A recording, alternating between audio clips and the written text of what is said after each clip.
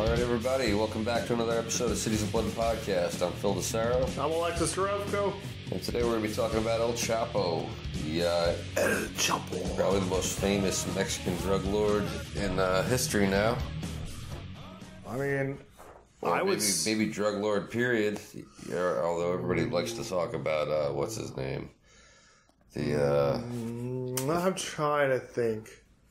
I would say El Chapo is the newest king drug lord, but Pablo Escobar. Everybody still likes to talk about Pablo Escobar. I think Pablo Escobar, maybe because of the way he died. Because he was taken out on a rooftop. But he's probably the most infamous drug lord. Although there's been probably more violence during because El Chapo here has had a longer reign. Oh yeah, it was over 20 years. He's ran this cartel, right? And then we've got. I mean, let's be real. All the beheadings. Probably still running it. How many beheadings have you seen in the past 20 years that they've shown videos of, pictures from the border? So many you can't even count. More than maybe in the Middle East. And the Middle East is full of that shit, right? So that's pretty terrifying. He was not to be messed with. No. And I'm not going to say anything negative about him on this video at all. He did escape from two Mexican prisons, right? Didn't he escape from an American prison too? I'm not sure. I thought it was two Mexican prisons. I mean, I'm sure he did, but I mean, from what I heard, double check that. I could probably escape from a Mexican prison. So there's some concerns whether he can buy his way out of an American prison now, right? I believe he could. I'm sure he has that much money. Well, that's why I think he's going to be going to this place in Colorado that's supposed to be inescapable. What did you call it? The ADX, I believe. I'm going to have to double check this. Well, I should Google search. It's a Colorado Supermax prison. And there's a lot of other infamous criminals that have been housed there or maybe still being housed there. But I've heard one person say that the only way out of there is that if you can buy yourself the warden. If you can buy the warden, then you can get out. But otherwise, nobody's getting out unless they bribe the warden. Right here, I'm going to read a quick Wikipedia description of ADX. It's the United States Penitentiary. It's called Administrative Maximum Facility, aka ADX. Federal prison that provides a higher level of custody than a maximum security prison. It is classified as a supermax or a control unit. The safety of inmates and staff is paramount. Located in Fremont County, Colorado. It's a very new prison. It was only built in 1994. It's known as the Alcatraz of the Rockies. Alcatraz of the Rockies. No escape from there. Yeah.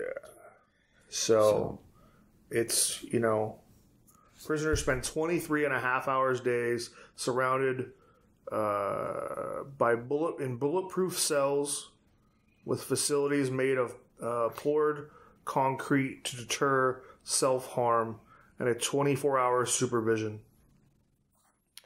So I can only imagine what it costs to house somebody in there. But when you have a prisoner who could easily escape a normal prison because of his connections, then I guess they have no choice to send him to the Alcatraz of the Rockies. Yeah, this prison is not messing around. It seems to be almost like an Oz setup where you could be seen at pretty much at all points by a guard. You're looked after. They also said they have more guards than normal. Apparently only one prisoner has ever moved at a time in this place. Yeah. So no two prisoners are moving at the same time anywhere in this facility. And I've seen what it looks like from the air. Yeah. And it's pretty intimidating. It is intimidating looking from that. Like if you tried to imagine yourself trying to run from any one of these buildings, it doesn't look like there's anywhere to run. It also looks like what it sounds like there. The guards are pretty good with the old iron, if you know what I mean. Oh yeah. Well, you got to be an idiot if the guards are out and you make a run, you're done anyway. Yeah. I mean, they shoot prisoners all the time. that's the other crazy thing about being in prison. A little bit off topic, but kind of going there is that you can be killed. You could be locked up for anything really, and go to prison and end up dying in prison. And it's just like not that it's not a big deal, but it wouldn't even make the headlines. Let's say, murders in prison, deaths in prison all the time go unreported or very poorly reported. We talked about this in a previous episode where I want to say and again it was late last year, probably some one of our earlier episodes, where I think we said 7 people had died in a week in prisons, and we only heard about it because 4 guys died at 2 separate federal max prisons at the same time. Yeah, and that week was 7 people in a California prisons had died. Or something like that, maybe it was 6, I don't know, but... That might have been just the death row facilities type thing. Yeah, it was the death row guys. Yeah. Yeah. So, it's one of those things where you don't hear about it. You're not going to, we live in Sacramento, we're not going to hear Channel 3 or 10 or 13 report that unless it's a slow news night. Yeah. Incredibly unsafe place, but apparently this place, because there's no 2 prisoners being moved at the same time... Nobody will ever get to him. Right. But he'll never have a chance to get anywhere. It's basically like... he's going to sit in his... Hannibal Lecter kind of shit. He's going to sit in his 6x3 or whatever it is cell for the rest of his natural life. Yeah. And he probably deserves it. I mean, obviously, he does deserve it. Yeah, there's been a lot of heads, that I've seen, no matter what type of person he might have been otherwise. And it's... You have somebody like El Chapo or Escobar, who were these just violent, at the same narcissists. I'm not justifying anything they did, and I don't mean to cut you off there, but it just made me think of that other thing that I sent you about the 43 missing students in Mexico. Mm-hmm. When you have a country where the police can take away 43 people and you never hear from them again, right? There's no wonder that the criminals are chopping people's heads off left and right. I mean, if the police are killing people and just making them disappear, then But you are talking about Mexico, and I mean, I think I told you the story, and I think I told on the show was I had friends who were wrestlers who were coming back into the States, and they got held at customs, and the guy wanted $500, and they called me, and I was like, dude, they don't want $500, they want 500 pesos. I was like, give them $50. Hell, give them $60 and get the fuck out of the country. And legit, my buddy was like, oh, I have 45 American dollars. And the guy took it. Yeah. It's just the way it is. Well, and that's the 43, which is a very interesting case if you want to check out a documentary. I only bring that up because you have, Mr. Guzman here, Chapo. Is that El Chapo? I didn't know what his name was. He's El Chapo. Yeah. Who's a legitimate bad guy. Oh, no, he's with a lot of bodies, that he's responsible for. But at the same time, you've got a police department that's responsible for 43 missing students. Not 43 missing cartel members, not 43 missing rapists or hardened criminals, but students. Now, I will grant you that these students were protesters. Right. And may have hurled some rocks at cops kind of thing. But that still doesn't give you the right to execute or just, make 43 people disappear off the face of the earth. So do you know that El Chapo means shorty? Wow. So, my apologies, Mr. Guzman. That's all I was Googling. Yeah. And it becomes one of those things where the criminals run the country. Even Chapo said, I don't know if it was this president, I've paid the president off. Well, and that's the type of shit I'm talking about. You see, I watched a special with Conan O'Brien where he interviewed the president of Mexico, and the guy seemed like a pretty cool guy. He's the one who told, our president that Mexico's not paying for the wall. And, he just... Oh, that was Vicente Fox? Oh, yeah. Was the gold guy with the mustache? Yeah. He's the old, 2 presidents ago now. Is he not? He's not the president now? No. The young president now looks like a young Latino movie star. Wow, I must have been watching an old interview. No. Vicente Fox is the one who made the commercial. Yeah. Or the YouTube thing that said, "Mr. President, we're not paying for the fucking wall." You're talking about this guy, Who's right? the current president of Mexico?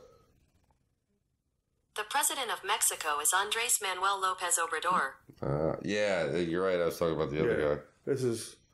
That's why I saw the interview. El Presidente Fox.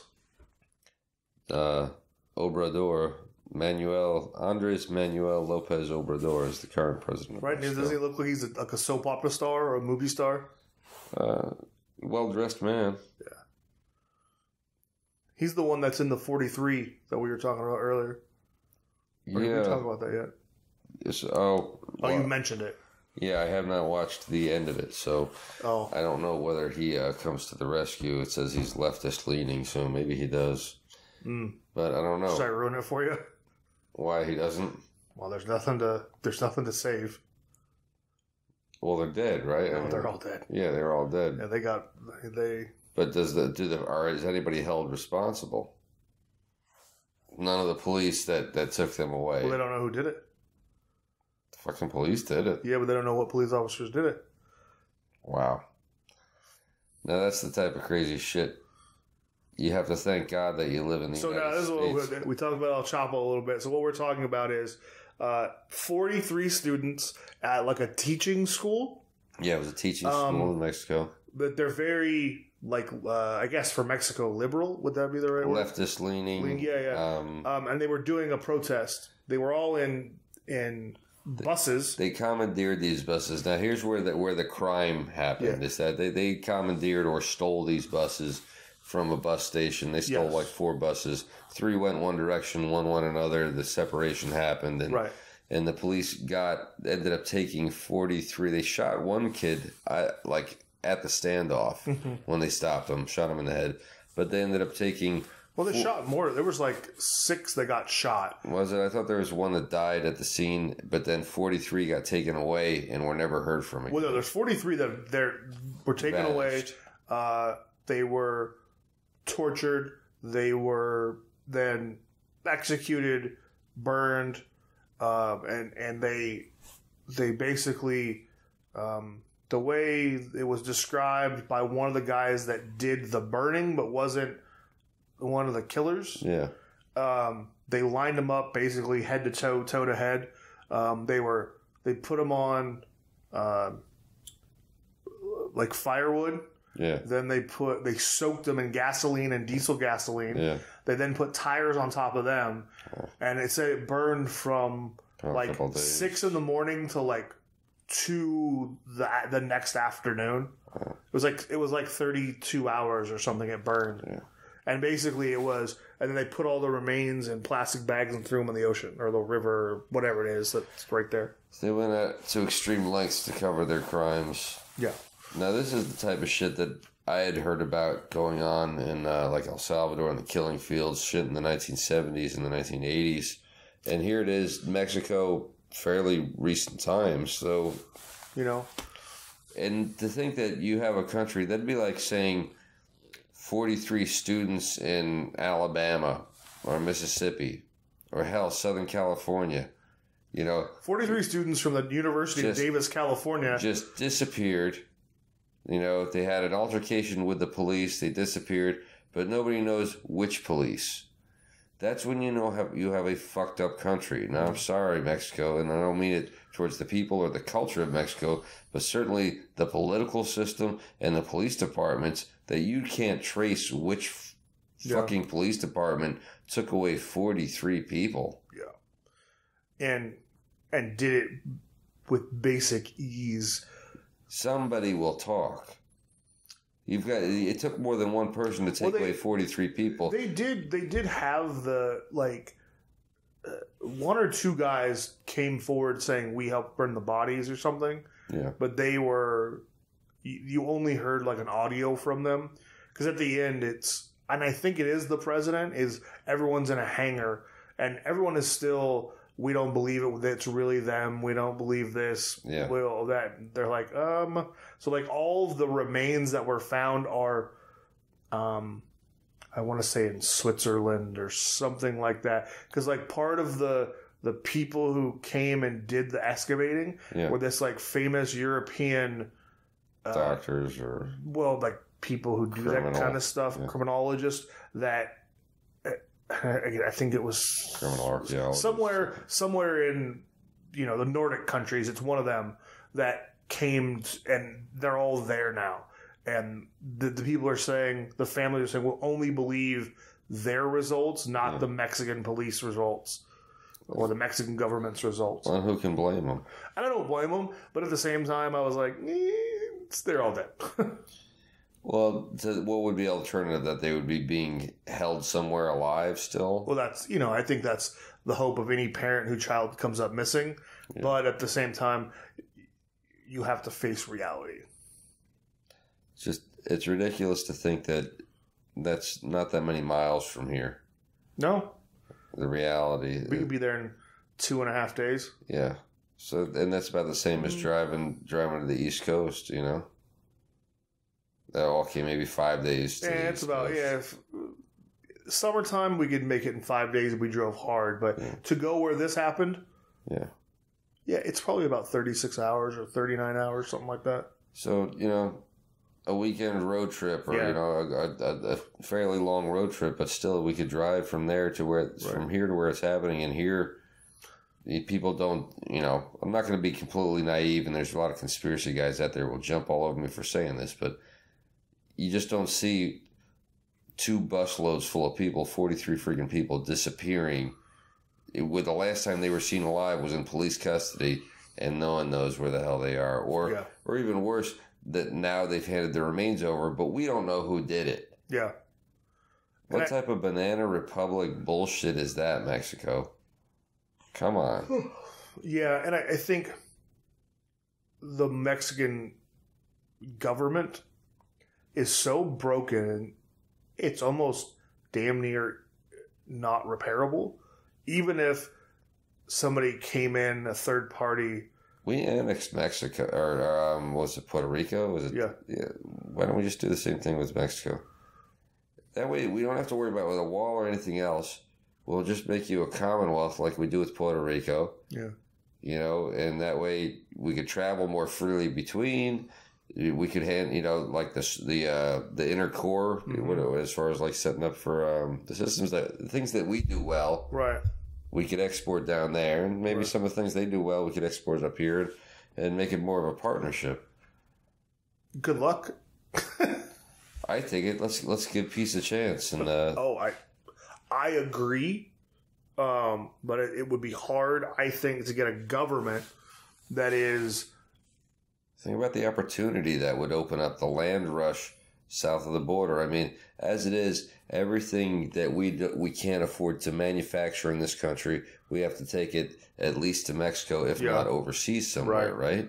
I don't think it's a great idea. I just think that it would be a country that is still trying to almost find themselves as a political country. The cultural differences, there's going to be huge, but I mean, there are cultural differences that affect the way law is enforced in every state of the country. We have cultural differences in every state. Especially when you talk about between the South or New York or things like that. And I feel like there's even the South and the South has different...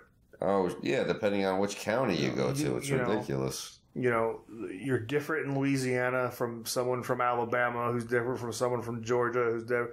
And there's northern Floridians hate southern Floridians, and the central Floridians hate everybody.